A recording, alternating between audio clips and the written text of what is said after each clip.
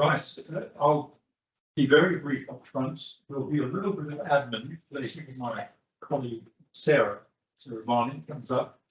But my great pleasure to say hi to Lai Wah Co, who is a deputy agent with the bank and very experienced at what you do. So thank you very much for doing this for us. And yeah, over to you, and then we'll do a little bit of admin at the end. Sure. Thank you. Thank you very much, Bruce. And thank you to all of you for coming this evening. It's lovely to see so many of you in the room. I haven't done this in person in this room for 3 years, so it's nice to sort of see faces again.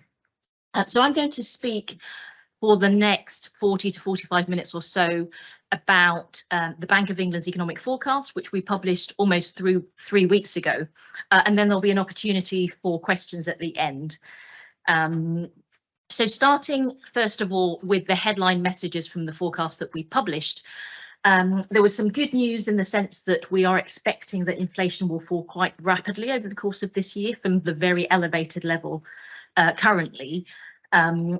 However, there is some uncertainty about that outlook, and there are some risks around the forecast, and we are concerned that inflation may be more persistent than we're forecasting. So that's a concern, and that's something that we will be watching very closely in the data that follows.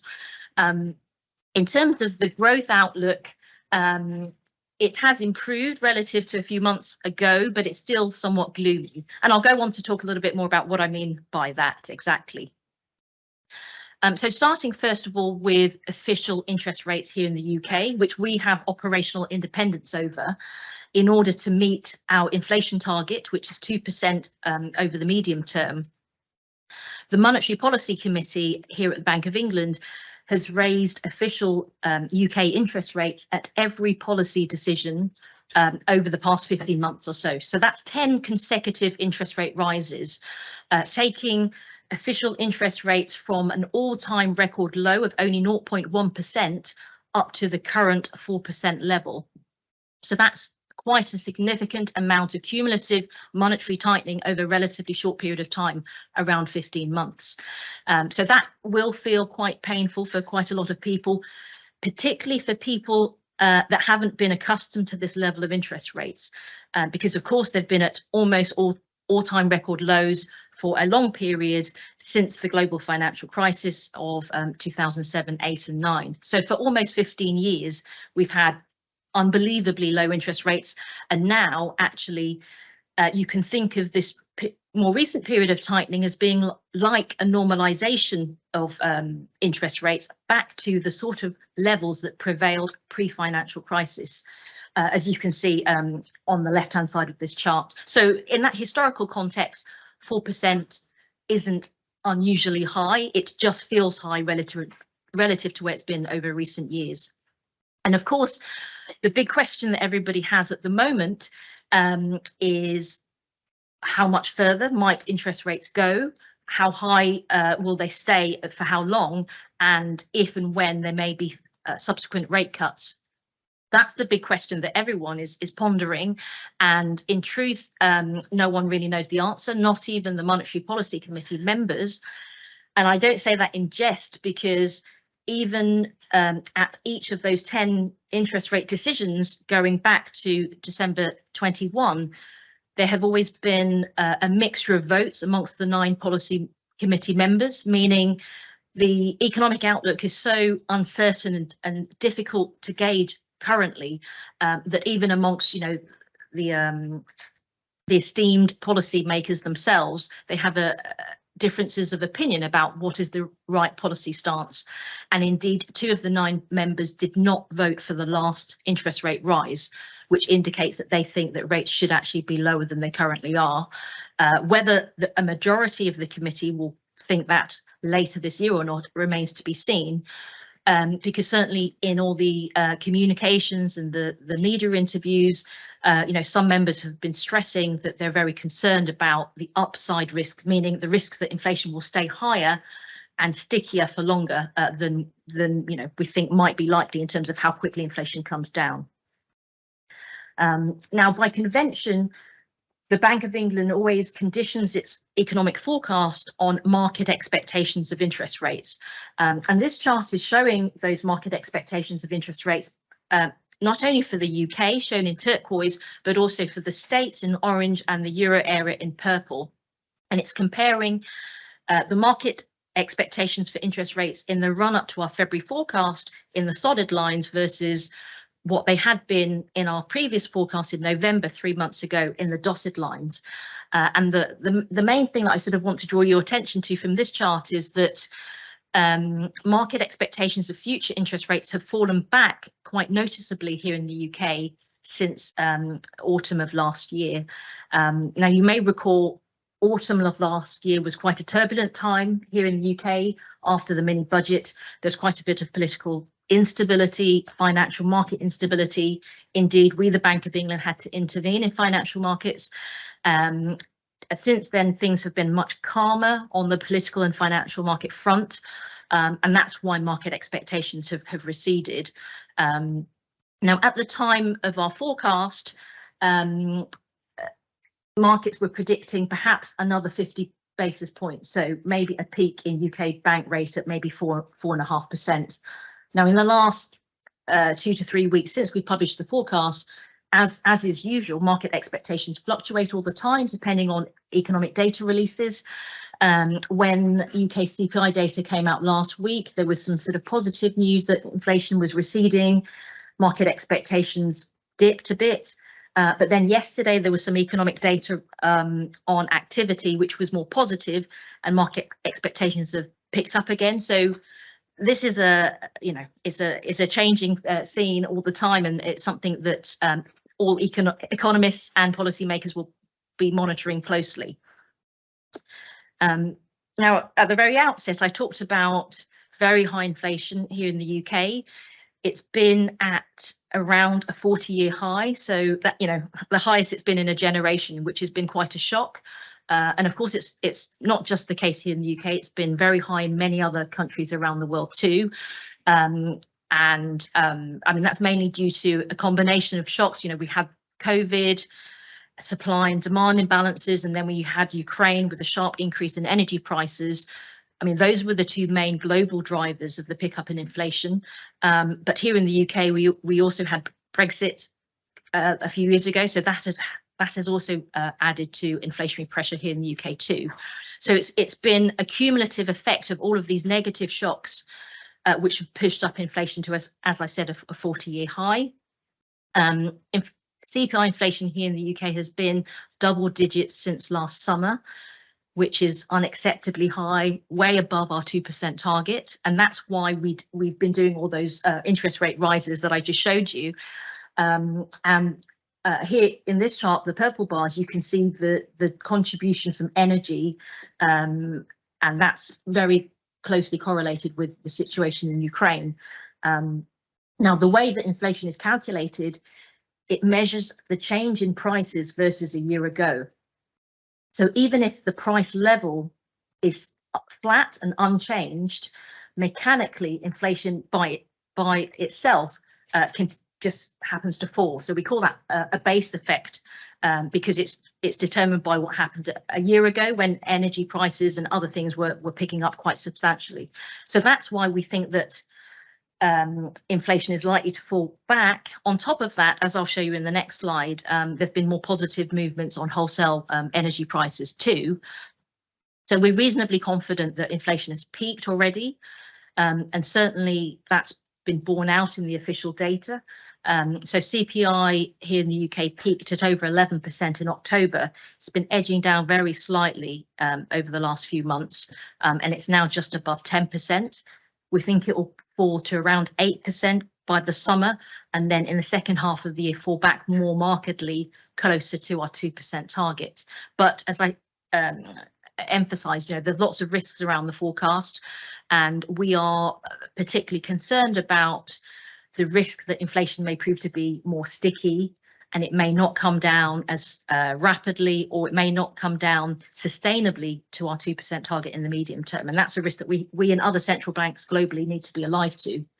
Now, even if we strip out the energy component, so that's the orange line here in this chart, we are expecting inflation to recede. And of course, energy prices are globally determined. So that's outside of our control here at the Bank of England, but we can control more domestic elements of inflation. I'll go on to talk a little bit more about that. So I talked about the fact that wholesale energy prices have fallen back quite a bit. This chart is showing wholesale gas prices in the UK in orange and in Europe in turquoise, because we are much more dependent on global energy prices, and in particular energy that had previously been supplied from Russia, whereas for example in the US they're not reliant on energy imports, so they're more their economy is more insulated from the global shock from energy prices. And I recall when I did the virtual presentation for this event last year, there were lots of questions about petrol prices at the time and how high they were. And of course, not long after that, when Ukraine was invaded, I'm sure everyone, was particularly shocked at how much further petrol prices increased by. But on this particular measure of wholesale gas prices, they shot up sevenfold, pretty much, from the spring to late summer. So that's a really big increase in wholesale energy prices.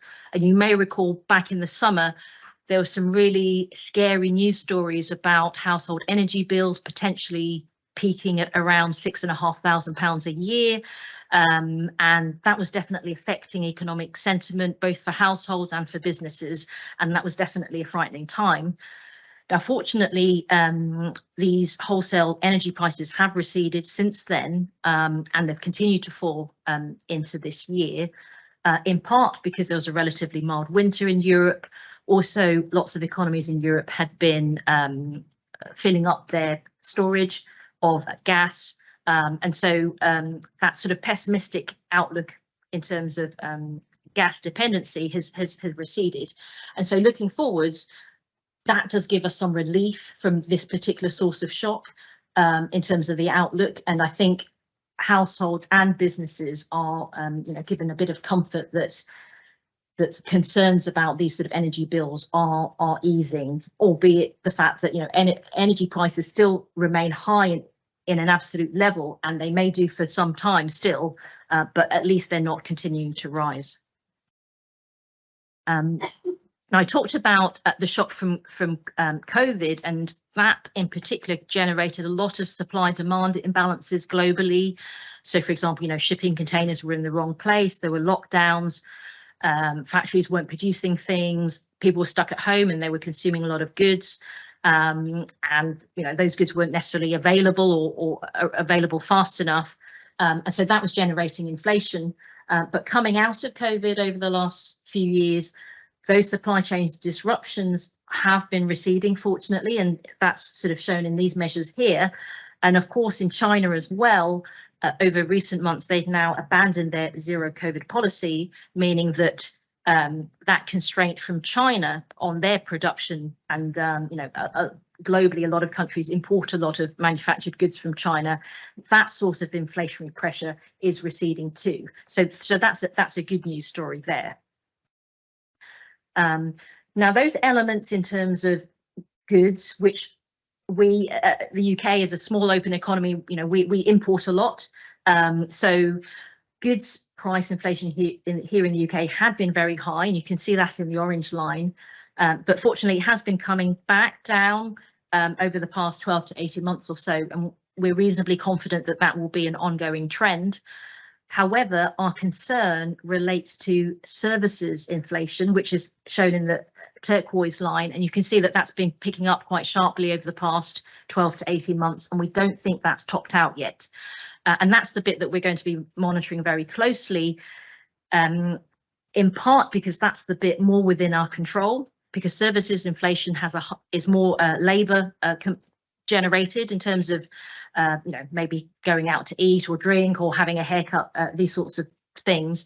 It requires people, and Services inflation is more domestically generated, and this is more within our control here at the Bank of England. And therefore, this is where, you know, we'll be paying close attention to whether inflation looks sticky or not. And it relates very closely to the labour market and pay rates. And, you know, one concern for us, but also globally, is that, you know, if people haven't experienced such high levels of inflation for a generation, for 40 years, you know, how will people respond to that?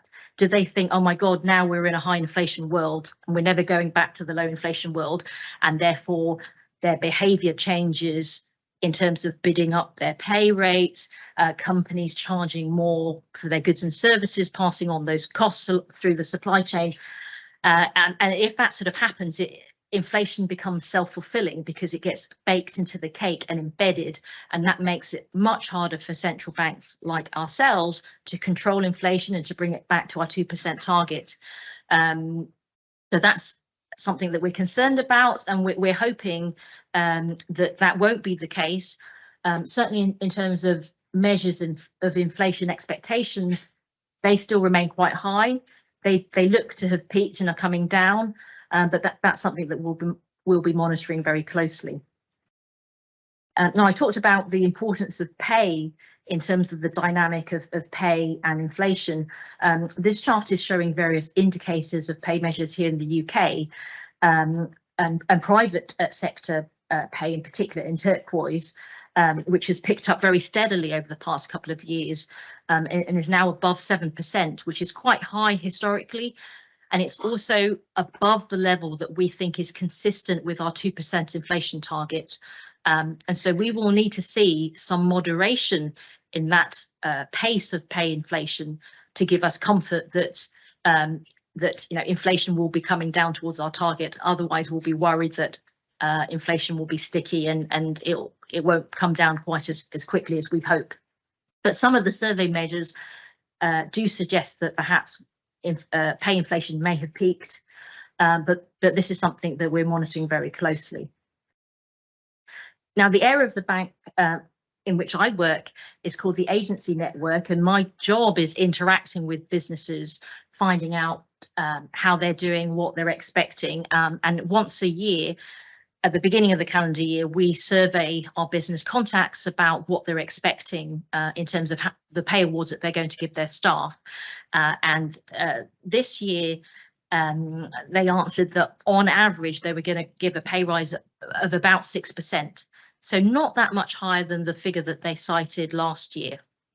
And when we looked into the breakdown of those survey results, it was comforting that the pay awards that were going to be given in the second half of the year were going to be lower than those given in the first half of the year, meaning that's consistent with the moderation in pay growth that we're hoping to see.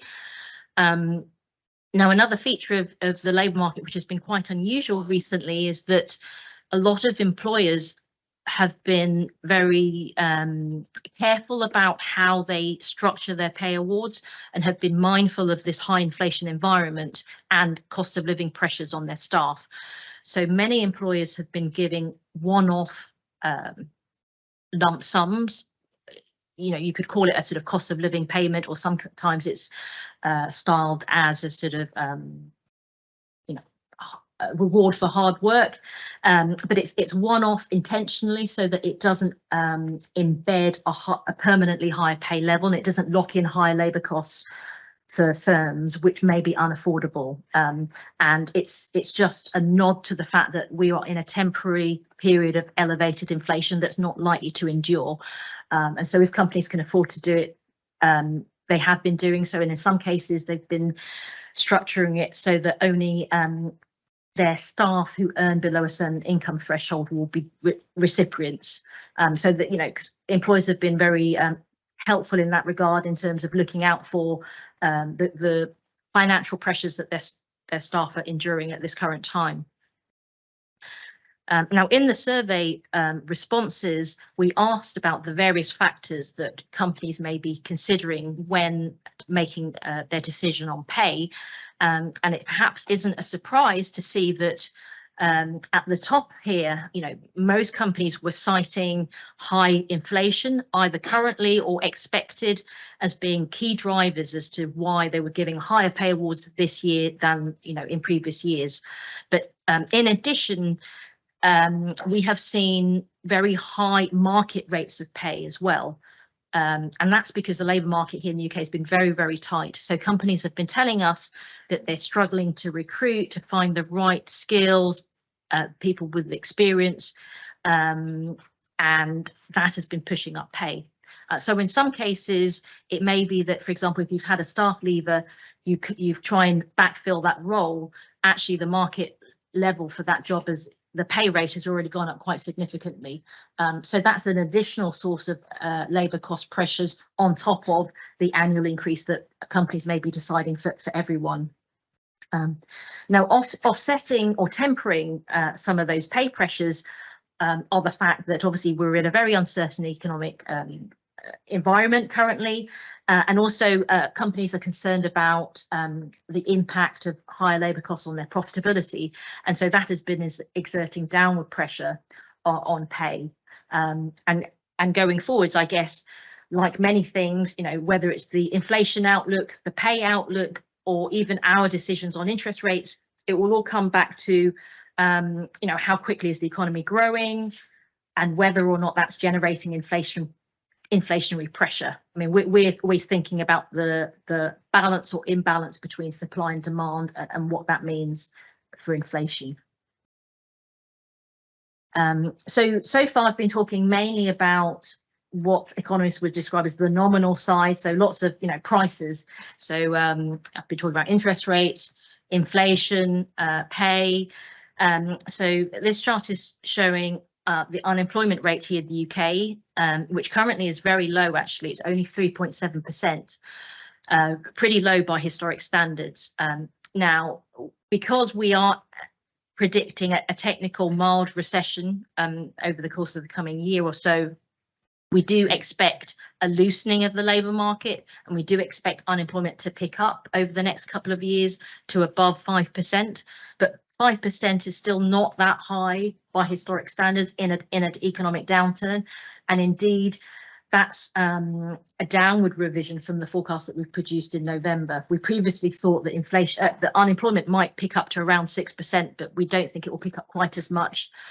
And that's because companies have told us that over the last few years, post-COVID, they found the labour market so tight, surprisingly so, that it's been very costly. That high rates of staff churn, the cost of recruiting and training staff, that if possible, they really want to hold on to their staff even throughout the downturn if they can afford to do so, because they don't want those inefficiencies and those additional costs of recruiting and backfilling staff, and they want people in place for when the recovery happens. And some businesses, perhaps if they've been aggressive either during COVID or in past economic downturns in cutting their headcount back too rapidly, they found that actually they were at a competitive disadvantage relative to their peers because they didn't have enough people when demand for their business started to pick up. So that's one reason why we think unemployment won't be rising too much despite a downturn. Now, in terms of global growth, we see that as being relatively weak and stagnant over the turn of this year, and that's partly because globally other central banks like us have been raising interest rates, so that of course is sort of slowing economic activity. And there's I've talked about the uncertainty about the UK economy, and the similar questions are being asked elsewhere too in other countries about, well, how steep a downturn will they see, for how long, and how quick will the recovery come. But the sort of more encouraging picture that I showed you earlier on wholesale energy prices, that will certainly give a bit of a boost to economic activity in the sense of energy prices aren't quite so high and they won't be constraining demand in the way that people feared only a few months previously. Now here in the UK, we previously thought that the UK economy had started a recession in the summer of last year, in part for technical reasons, because when the Queen passed away, we had an additional bank holiday, so there was less economic activity in the third calendar quarter. But in actual fact, we haven't recorded a technical recession yet, and that's because the final calendar quarter of 2022 growth in the UK was actually 0. So it was stagnation, it wasn't a contraction, so we didn't have 2 consecutive quarters of contraction, which is the technical definition of a recession. So, you know, things haven't been quite as bad as perhaps we and others have feared. And that's consistent with the economic data that's come out since we published our forecast 3 weeks ago. We had some public finance figures this week. We've also had a survey measure of economic activity, the PMIs. These have all looked more positive, which give us some encouragement that perhaps maybe we might be able to avoid recession. I mean, it's unclear, but we think that the economy will remain weak, and we are predicting a recession. I'll go on to explain a bit more about why I think the economy is weak, looking further out, not just in the near term. Now, this chart gives a nice sort of illustration of a comparison with the economic outlook in terms of growth here in the UK versus past downturns. So in the early 1990s, we last had a big recession, in the early 80s, and then also the financial crisis. Now, in each of those downturns, the economy shrank by quite sizable amounts, so 3% in the 90s, over 4% in the 80s, and over 6% in the financial crisis. Now, this time round, we're predicting what you could describe as a sort of shallow saucer-like recession. So quite mild, really, compared to historical downturns. We don't think the economy will contract by more than 1 percentage point, but at the same time, we don't think there'll be much of a recovery. So you can see that in the past, there might have been more of a sort of U or V type shape, but this is, as I said, saucer-like, so it's quite shallow, and there's not much of a boost coming out of the downturn. And you might wonder, well, you know, why is that? And that's because we're quite pessimistic about growth prospects here in the UK due to supply. And I talked about how when we're monitoring inflation, we're assessing the balance or imbalance between demand and supply, and supply growth effectively gives your speed limit, if you like, for the economy. So, you know, how fast can the economy grow before it hits the buffers and and there are capacity constraints and it generates inflation? Well, we think that that speed limit for the UK economy is not looking great, and it's certainly slow. The speed limit for the UK economy has fallen relative to the past. And that's illustrated in this table here. So the average potential supply growth for the UK pre-financial crisis was more than 2.5 percentage points. And that primarily was driven by productivity growth, the bulk of it. So around 2 percentage points was from productivity growth, and less than a percentage point was from labour supply. So more workers or people working longer hours, that sort of thing. Now, supply growth had already slowed down after the financial crisis pre-COVID to below 2%. And during that period, we think that it was around about 1.75%. But in terms of what was the main driver of that growth potential, it had pivoted. It wasn't productivity that was driving it. It was actually labour supply that was driving the bulk of that growth. But looking forwards, particularly next year in 24 and then going on to 25, we now have quite a pessimistic view of what we think the supply growth might be for the UK, and therefore what the speed limit is. We think it's maybe 0.75%. Sorry, yeah, so, you know, less than 1%, and that's pretty low compared to the figures I cited earlier. And mainly that's because of weak labour supply. And you can see the numbers in this table, very modest. numbers coming from labour supply. And we also think that productivity growth is going to remain low. So I'm going to go on to explain exactly what I mean by that. So labour supply being weak. So since Brexit and since COVID, we know that, quite a number of people have left the country, people that previously lived and worked in the UK. Some have gone home, particularly to European countries. So that has shrunk the labour supply. But on top of that, we've also had other sort of demographic effects too. So this chart shows that quite a large number of people aged 50 plus have exited the labour market. So they're now what we label economically inactive. So they're not working and they're not looking for work. And this may be for a number of reasons. It may be because during COVID, it was a very difficult time, and perhaps, if people were affluent enough, they had accumulated enough savings, they wanted to exit the labour market. In some cases, it may be because they're incurring long-term sickness, or they may be caring for family members.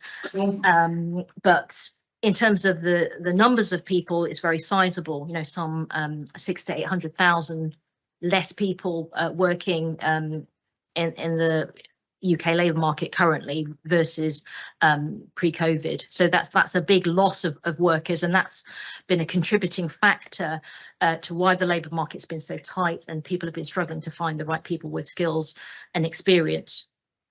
Now this chart is showing labour market participation. So the inverse, if you like, of the inactivity that I just showed you. So this is people that are in work or looking for work. And so in the white line, you can see the extent to which that's fallen back over the last couple of years since COVID. And given the sort of the demographic features, aging population, I mean, we're not expecting that this will unwind anytime soon. I mean, there had been some speculation about the extent to which cost of living pressures might necessitate some workers returning to the labour market, because if their savings are being run down faster than expected because of high living costs, people might need to work again. And in the latest labour market data that was released, I think there were some tentative signs that some of that might be happening, but it's only on a very small scale so far, and it remains to be seen whether we'll see more of that later this year. But I think it will take some time for the large number of people that have left the labour market to come back, and that's why we're quite pessimistic about labour supply and that contribution to economic activity and to growth here in the UK. Now, in terms of productivity, so productivity can come through various ways. It can be through producing more with less, so being more efficient. Could be innovation or research and development, or it could be investing in the latest high-tech equipment, or expanding your office building or factory plant, that sort of thing.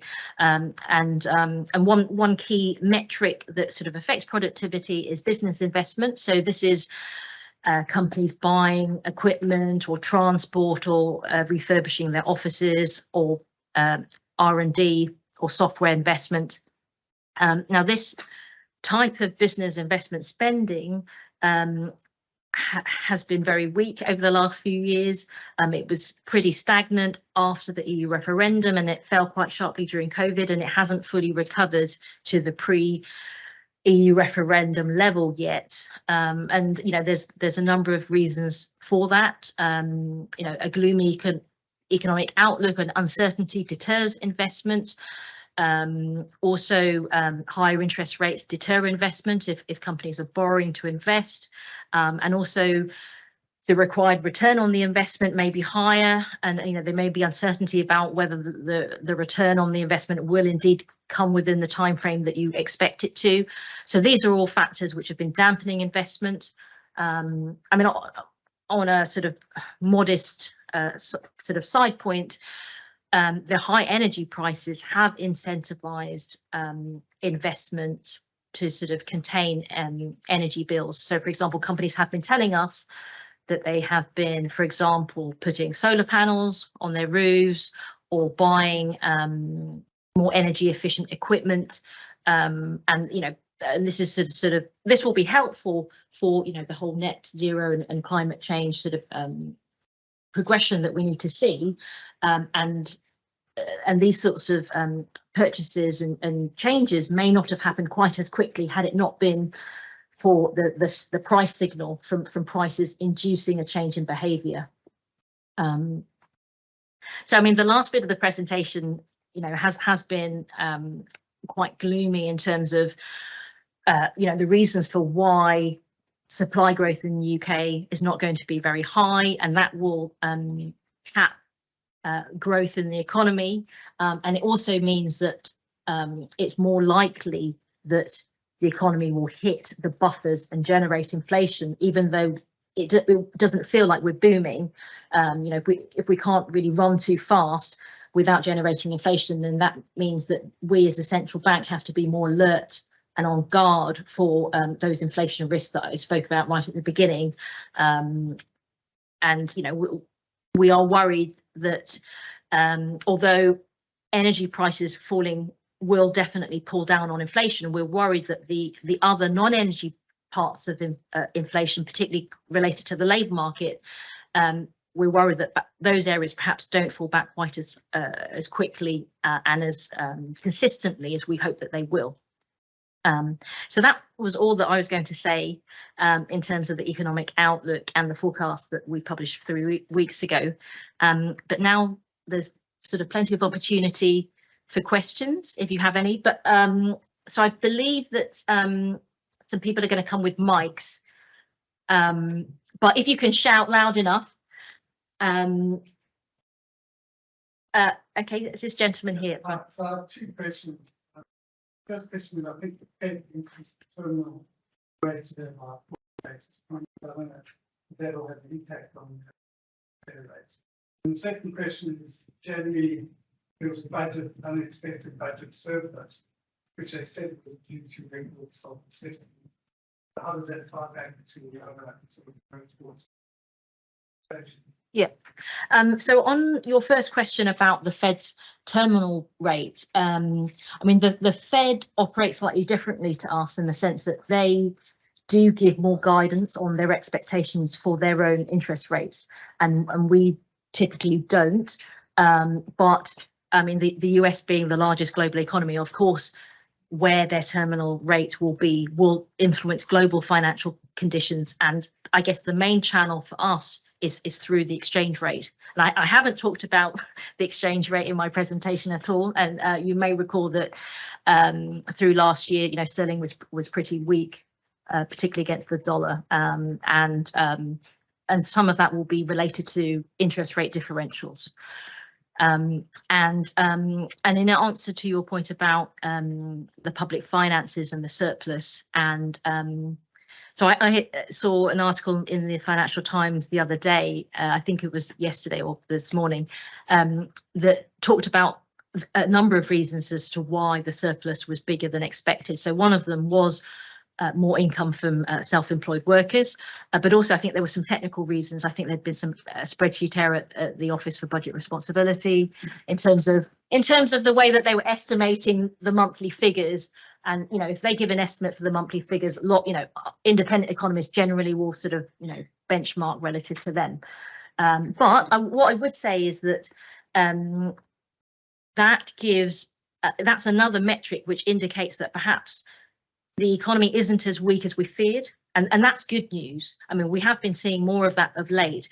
It's good news on the one hand, but it's also a little bit concerning because it means then that perhaps we avoid a recession, but then inflation might be more, you know, persistent because, you know, perhaps we needed some slowing in economic activity to pull down on inflation. And, you know, if economic activity is actually more resilient, then inflation may be more resilient too. Yeah, this gentleman here.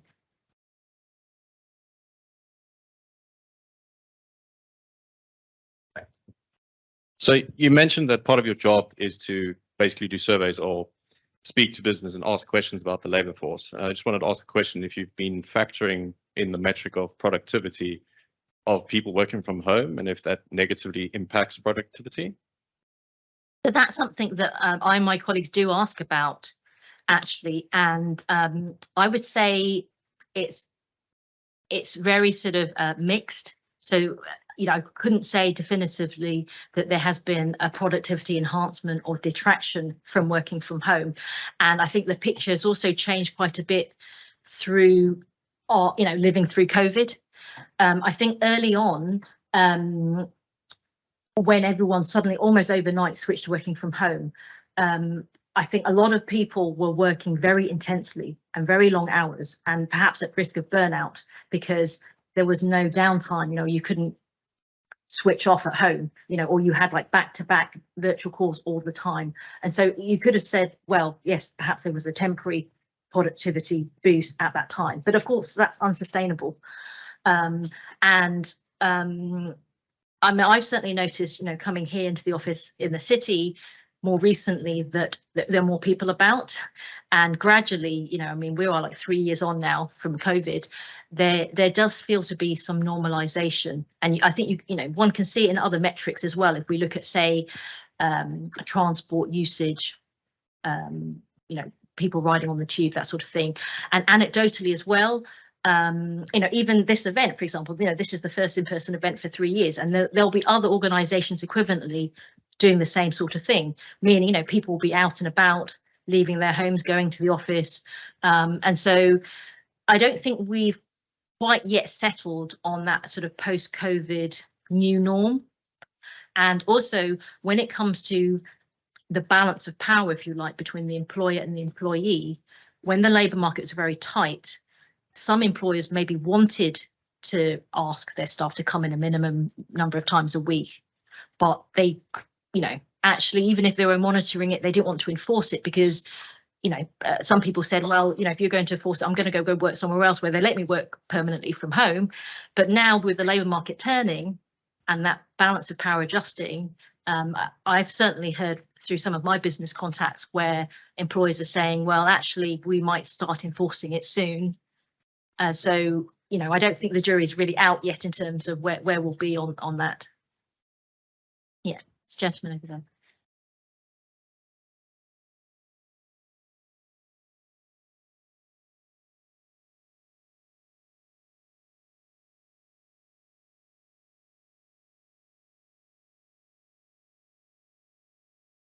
If you, when you forecast, do you assess at what point the forecasted interest rates, for example?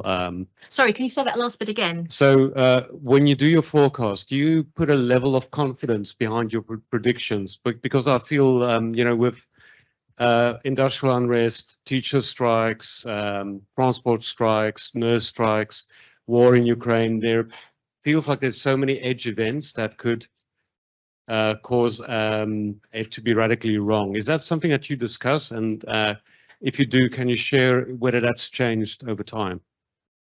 So usually I would have showed what we describe as a fan chart, which is a probability distribution for the forecast. I haven't done today, but that would give you an indication of the uncertainty around the forecast. So, you know, usually we highlight that forecasts are always very uncertain, and the fan chart would give you an indication of that balance of risk. Now, you're right that the environment that we find ourselves in currently, there are way more uncertainties than usual, and therefore, you know, any economic forecasts need to be taken with more caution. And in part, that's because not only have we got this sort of cyclical phenomena, you know, tightening interest rates are naturally going to cause an economic slowing. We've also got structural changes in the economy, some of which have been accelerated by COVID. Now, earlier I was talking about the working from home. That's a trend that was accelerated by COVID, but we don't really know how much it's sort of coming back. You know, I also talked a lot about inflation persistence risks, and in the forecast, the Monetary Policy Committee did communicate that they think that there's a skew on the inflation forecast, meaning there's more chance of it being higher than we're predicting than being lower. But things change quite quickly, and the fact that we've had some more positive economic news. I talked about this expectation that inflation is likely to fall quite rapidly over the course of the coming year, mainly driven by energy price dynamics, but it might be that inflation doesn't fall as rapidly as we think. This is something that the bank will be watching out for. And if that's the case, then, more interest rate rises might be required in order to bring inflation back down to our 2% target. Gentleman over here. Yeah. Sorry, on the previous chart, was that nominal or real? And then this. Yeah. I think it would be real, because we usually show business investment real, I think. Okay, because if it was nominal, it'd be a very different picture, obviously. And then the second question, there are arguments about deflation actually existing in the world. If you think of all the excess money supply that's existed post GFC, and you think about globalization and technological advancements, is it not an argument that the world's actually been in a deflationary period? You look at Japan and Europe and other parts of the world, that we could very quickly move from a very high inflation environment to a deflationary environment. What are your thoughts on that? That's a really interesting question. I guess I say it's interesting because up until recently and up until COVID, that's what everyone had been fearing, deflation. And that's why we and lots of other central banks, stimulated by cutting rates to all-time record lows, and we pumped lots of money into the economy in terms of asset purchases to guard against those deflation risks. And the fact that inflation shot up again indicated that inflation isn't dead. It was the dog that didn't bark for many years, and finally we found that inflation came back. And you mentioned Japan. Well, in Japan, they're now sort of raising wages in Japan for the first time for many decades. In terms of the sort of the technological developments that you talk about, you're right that they would boost productivity and that would make production cheaper. But at the same time, if you think about it, well, who do the rewards of that go to? It can go to the asset holders, so the shareholders, or it can go to labour, the workers, if they get paid for working more productively, and therefore that generates higher demand in the economy, meaning growth, activity, consumption, these sorts of things.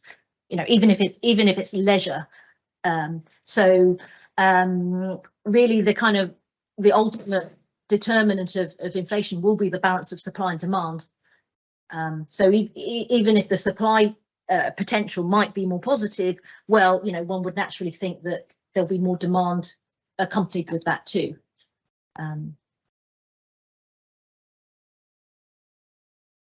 At the back there, yeah. Just a follow-up to that, one of the points being that the driver of inflation has also been things that are reversible. So, we've had supply chain disruption, which is now abating, as we can see by various metrics. You've had the COVID, period, and then the pent-up savings that occurred during COVID now been spent. You've had excess money supply, and now you're moving to a world of QT. There are various things that are now reversing that drove up that inflation, energy prices and commodity price inflation coming in. The war could drag on for years. We don't know the outcome of that, but supply-demand balances in energy. I'm just wondering whether everyone's maybe got it wrong and we're going into a deflationary period in the next 2 years. Is that a risk that central banks worry about? Do you debate this? Well, I think we would argue, well, we know what to do then. We would start cutting rates, and we would reverse the policy direction to guard against that risk. And we proved that post-financial crisis, that whole long period when we were worried about deflationary risks, we were able to guard against deflation effectively. So I guess we're not worried that we couldn't do what was necessary to avert that.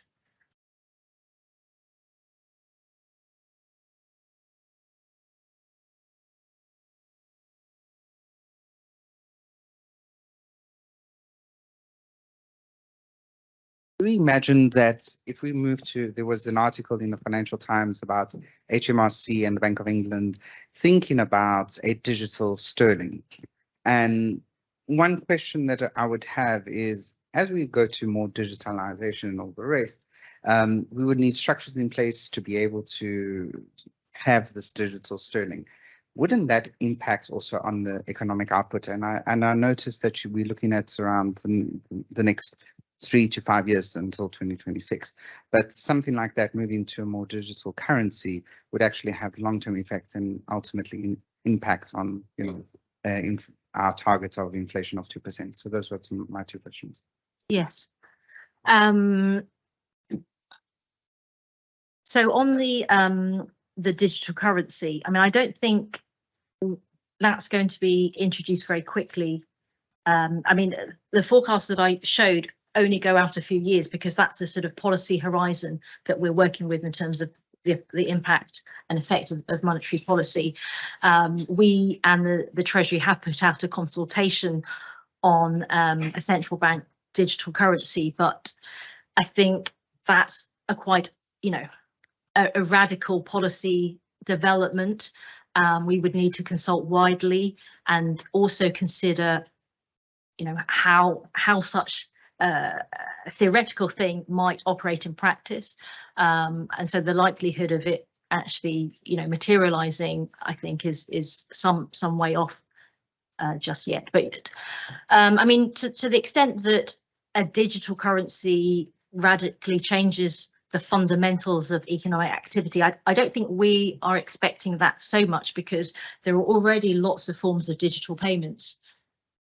People pay with Apple Pay or Google Pay, with their mobile phones. People use maybe wallets from, I don't know, Amazon or something like that.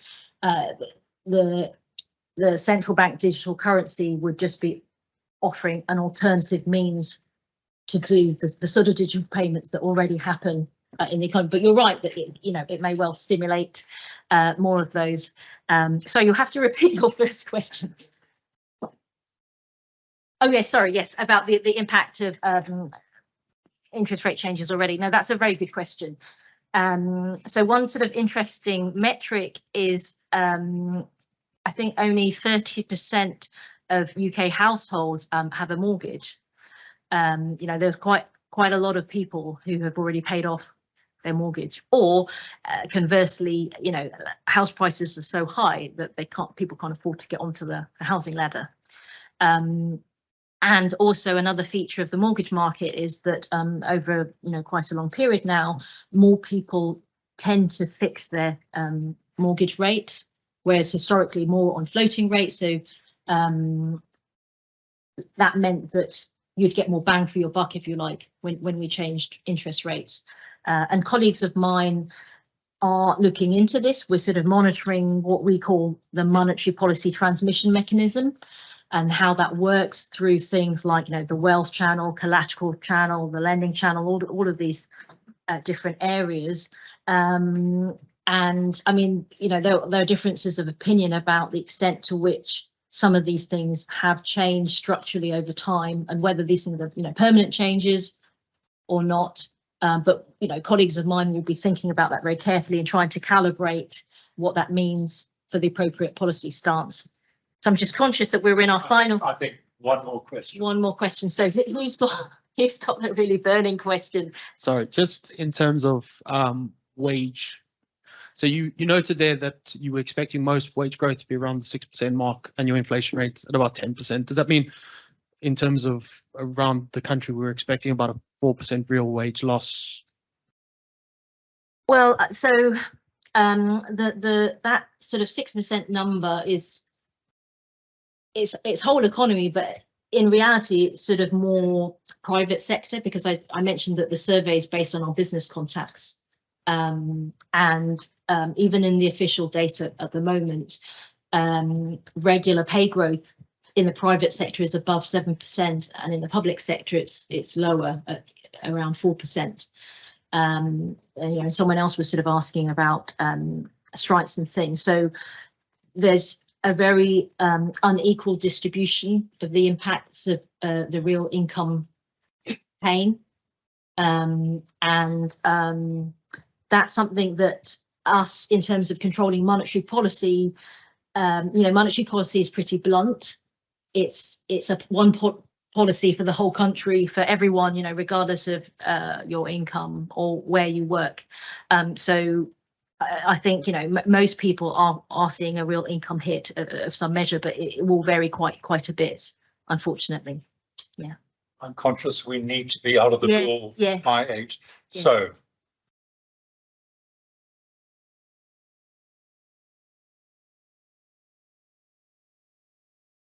Lai, before I thank you and give you this small token of our appreciation, just like Sarah Varney, my colleague, to talk about 4 of Yes, the of events we're planning this year. Hi, everybody. Just to say that I hope you all get the monthly emails with the events. If you don't get them, please let me know.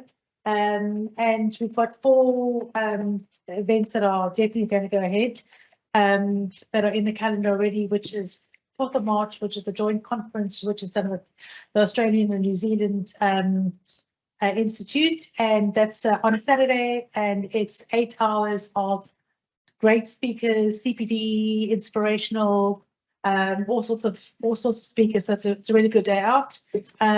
Saturday, 4 March. Yeah, 4th of March, Saturday. Then we've got the SAICA Golf Day, which is the 30th of June, which is going to be at the RAC in Epsom. And then we've got our Summer Braai, which is going to be on the 22nd of July, which is going to be in Richmond. And then we have on the 30th of September, we have our Women's Brunch, which we're hoping to be back at the ICAW. And there's obviously a lot more events. We pretty much do events every month. So as long as you check your emails, you'll know what's happening. Thanks. Thanks, Sarah.